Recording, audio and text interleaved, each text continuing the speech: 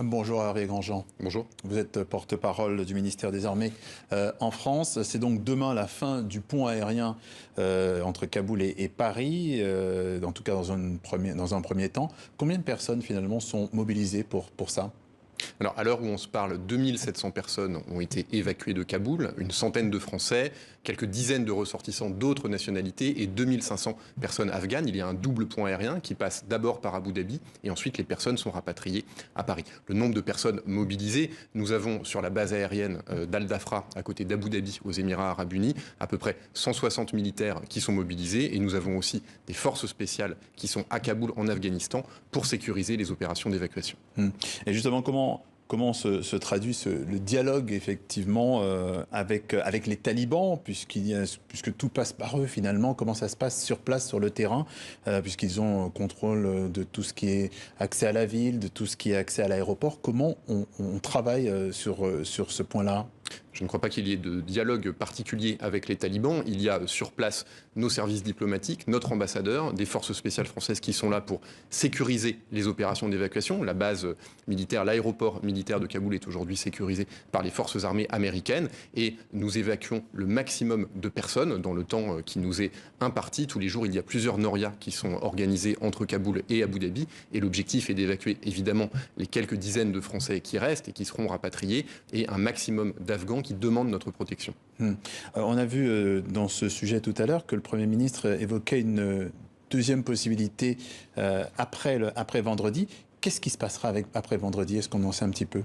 Nous verrons bien quand les opérations se termineront exactement. Ce qui a été demandé par les dirigeants du G7 à l'issue du sommet qui s'est tenu cette semaine, c'est que quand bien même les forces armées américaines se retirent, et bien après cela, il puisse y avoir, pour les Afghans qui souhaitent quitter le pays, la possibilité de le faire dans des conditions de sécurité optimales. Nous verrons bien comment cela se déroule dans les jours et les semaines qui viennent. Donc en fait, la date du vendredi a été imposée par les États-Unis parce qu'eux, ils vont jusqu'au mercredi. C'est un fait que l'aéroport militaire de Kaboul est aujourd'hui sécurisé par à peu près 6000 militaires américains et que pour des raisons de sécurité évidentes, on ne peut pas, nous la France, continuer à opérer un pont aérien dans le climat sécuritaire extrêmement tendu qui est celui qui prévaut à Kaboul aujourd'hui si l'aéroport n'est plus sécurisé. Donc, suite à cette décision des autorités américaines de se retirer de l'aéroport militaire de Kaboul, nous devons également cesser nos opérations militaires. Le calendrier est précis, nous verrons bien quel sera-t-il dans les jours qui viennent, mais évidemment nous sommes dépendants du retrait américain.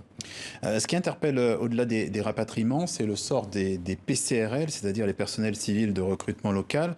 Ce sont ces Afghans qui ont travaillé aux côtés des forces combattantes étrangères, et notamment pour la France, qui sont maintenant sous la menace de répression des talibans. On en reparle juste après ce sujet de Mévalo. Le sol français, enfin. 204 Afghans évacués de Kaboul par la France ont atterri mardi à l'aéroport de Roissy-Charles de Gaulle. L'État français s'est engagé à protéger tous ceux qui ont travaillé pour lui. Mais d'anciens auxiliaires de l'armée française se trouvent coincés dans la capitale afghane, quadrillés par les talibans. Parmi eux, un homme que nous appellerons Ashraf veut bien témoigner, anonymement, pour sa sécurité. Il assure parler au nom de 37 officiers afghans qui ont collaboré avec le ministère français de la Défense et l'armée française entre 2009 et 2020. On a commencé à travailler avec la DGSE en 2009 pour la protection de l'armée française. Après 2014, quand l'armée française a quitté l'Afghanistan, cette unité s'est installée à Kaboul en coordination avec l'ambassade, avec des officiers français rattachés à la DGSE. C'était un département de lutte contre le terrorisme en coordination avec les forces de l'OTAN. Ashraf dit avoir toutes les preuves de sa collaboration avec les services de renseignement français. Le nom de notre unité était 009, mais on l'appelait aussi Shamshad. Ce n'était pas une petite unité. Il y avait plusieurs officiers français qui venaient voir le responsable. Le dernier s'appelait Philippe.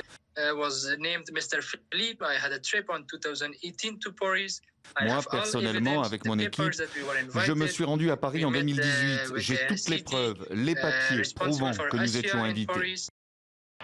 Alors que Paris a procédé à l'évacuation de plus de 2000 personnes depuis le 15 août, Ashraf affirme que lui et ses collègues ont contacté les autorités françaises avant même l'arrivée des ex-insurgés à Kaboul, en vain. On a commencé à joindre l'ambassade. On a aussi envoyé des mails au ministère français de la Défense. Comme nous n'avions pas de réponse, nous nous sommes rapprochés d'une association. Ils nous ont dit qu'ils feraient de leur mieux. Ils nous ont demandé d'attendre. Leur dernier message nous disait qu'il fallait attendre et que nous pourrions figurer sur la liste des personnes à évacuer. En attendant, ces anciens employés des forces françaises disent vivre... Ces anciens employés des forces françaises disent vivre dans la peur et ne croient pas un seul instant aux promesses de pardon des talibans. Après plus d'une décennie de collaboration, Ashraf pensait pouvoir compter sur ses anciens frères d'armes. Il vient d'apprendre que les évacuations françaises cesseront ce vendredi. Nous sommes vraiment très déçus. Nous n'aurions jamais pensé qu'un jour, dans la pire des situations, le gouvernement français, le président Macron, nous laisserait seuls. Nous sommes livrés à nous-mêmes. Nous ne savons pas ce qui va se passer pour nous. Plus de 200 et leurs familles ont été rapatriés depuis le départ des troupes en 2014. Mais depuis le 15 août, seule une quinzaine l'ont été. Et plus d'une centaine se trouveraient aujourd'hui encore à Kaboul, sans nouvelles de la France. Pourquoi la France n'a-t-elle pas évacué tous ses auxiliaires plus tôt? Dans ce document estampillé ambassade de France à Kaboul, daté du 3 juin 2021, il est écrit qu'ils ne sont pas particulièrement ciblés et que les talibans n'ont jamais officiellement exprimé de menaces à leur encontre. Une réaction à ce reportage, Hervé Grandjean. Que fait-on de ces ressortissants afghans qui affirment avoir travaillé pour la France jusqu'en 2020 pour l'armée française, alors qu'en principe l'armée française a quitté le pays en 2014? Ce qu'il faut avoir en tête, c'est que nous n'avons pas attendu la chute de Kaboul pour nous préoccuper du sort des personnes qui avaient travaillé avec nous, ce qu'on appelle les PCRL afghans. Entre 2012 et 2019, nous avons rapatrié en France 800 auxiliaires de défense afghans et leurs familles, en plusieurs vagues. En 2018, le président de la République, Emmanuel Macron, avait demandé qu'une attention toute particulière soit portée à ce dossier. Et donc, une vague de personnes ex-PCRL afghans était arrivée à Paris. Donc, nous nous en sommes préoccupés dès le début, dès avant le retrait de l'armée française qui est survenu, souvenez-vous-en, en 2014. Depuis le début de l'opération militaire, donc depuis le 16 août, avec ces vols d'évacuation, eh bien, ce sont quelques dizaines personnel civil de recrutement local afghans qui ont été évacués avec leurs familles. Il reste aujourd'hui quelques dizaines, il en reste encore quelques dizaines. Le maximum est fait pour pouvoir les évacuer dans des conditions de sécurité.